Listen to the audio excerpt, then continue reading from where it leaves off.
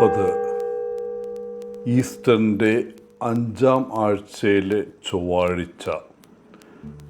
യോഹന്നാൻ 14:27 മുതൽ 31 വരെ വാക്യങ്ങൾ. ഷാലോം എന്നത് സമാധാനം എന്നർത്ഥമുള്ള ഒരു ഹീബ്രു പദമാണ്.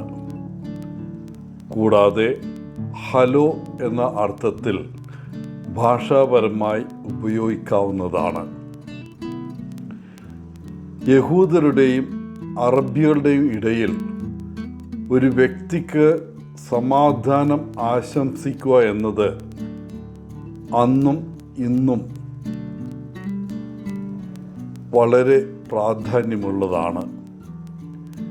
യേശു ഉപയോഗിച്ചതും അപ്പോസ്തലന്മാർ തുടർന്നും ഉപയോഗിച്ചതുമായ അഭിവാദനമാണ് ഈ വാക്ക് എന്ന് അവരുടെ കത്തുകളിൽ നിന്ന് നമുക്ക് കാണാൻ കഴിയുന്നു.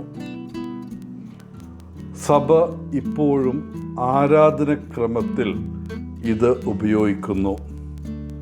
ഉദാഹരണത്തിന് കുർബാനയുടെ ഭാഗത്ത് കുർബാന സ്വീകരിക്കുന്നതിന് മുമ്പ് അവിടെയുള്ളവർക്ക് സമാധാനം ആശംസിക്കുന്നു. വിശുദ്ധ ബലിയിൽ യോഗ്യമായി പങ്കുചേരാനുള്ള ഒരു വ്യവസ്ഥ അതാണ്. കൂടാതെ ബലിയുടെ ഫലവും അതാണ്. നമ്മുടെ കർത്താവിൻ്റെ അധരങ്ങളിൽ ഈ സാധാരണ അഭിവാദനത്തിന് ആഴമേറിയ അർത്ഥം ലഭിക്കുന്നു. സമാധാനം മഹത്തായ മിശിഹ ദാനങ്ങളിൽ ഒന്നാണ്. യേശു നമുക്ക് നൽകുന്ന സമാധാനം ലോകം നൽകുന്ന ഉപരിപ്ലവവും തെറ്റിദ്ധരിപ്പിക്കുന്നതും അനീതിയുമായി പൊരുത്തപ്പെടുന്നതുമായ സമാധാനത്തെ അല്ല. ക്രിസ്തുവിൻ്റെ സമാധാനം എല്ലാറ്റിനുമുപരിയായി ദൈവവുമായിട്ടുള്ള അനുരഞ്ജനവും മനുഷ്യ പരസ്പരമുള്ള അനുരഞ്ജനത്തിൻ്റെയും ഫലമാണ്. അത് പരിശുദ്ധാത്മാവിൻ്റെ ഫലങ്ങളിൽ ഒന്നാണ്. സമാധാനം വിശുദ്ധ അഗസ്തീനസിൻ്റെ വാക്കുകളിൽ മനസ്സിൻ്റെ ശാന്തത, ആത്മാവിൻ്റെ ശാന്തത, ഹൃദയ ലാളിത്യം, സ്നേഹത്തിൻ്റെ ബന്ധനം, ദാനധർമ്മങ്ങളുടെ ഐക്യം, സമാധാനത്തിൻ്റെ ഉടമ്പടി പാലിക്കുകയോ ക്രിസ്തുവിനോട് ഐക്യത്തിൽ ജീവിക്കുകയോ ചെയ്തില്ലെങ്കിൽ ആർക്കും ദൈവത്തെ അവകാശമാക്കാൻ കഴിയില്ല എന്നാണ്. ഇന്നത്തെ സുവിശേഷ ഭാഗത്ത് യേശു പറയുന്നു, സമാധാനം ഞാൻ നിങ്ങൾക്ക് വിട്ടുതരുന്നു, എൻ്റെ സമാധാനം ഞാൻ നിങ്ങൾക്ക് തരുന്നു. സമാധാനം എന്നത് ഹ്രസ്വവും ലളിതവുമായ ഒരു പദമാണെങ്കിലും അത് ഒരു വലിയ നിധിയാണ്.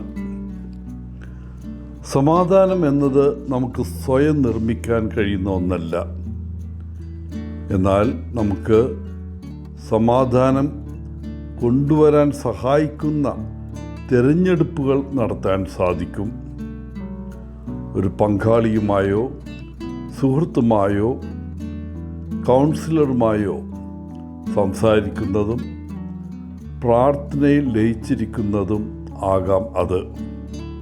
അല്ലെങ്കിൽ പ്രകൃതിയെ ആസ്വദിക്കുന്നതും നിങ്ങളുടെ കുടുംബത്തോടൊത്ത് സന്തോഷത്തോടെ സമയം ചിലവഴിക്കുന്നതും ഒരു സംഗീതം കേൾക്കുന്നതും ആടുന്ന കസേരയിൽ കുറേ നേരം ഇരിക്കുന്നതും നിശബ്ദയിൽ പ്രാർത്ഥിക്കുന്നതെല്ലാം സമാധാനത്തിൻ്റെ അവസരങ്ങളാണ്.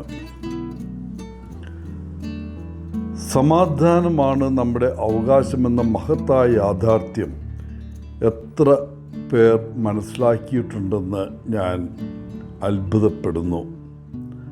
സമാധാനമാണ് യേശു നമുക്ക് നൽകി വിട്ടുപോയത്.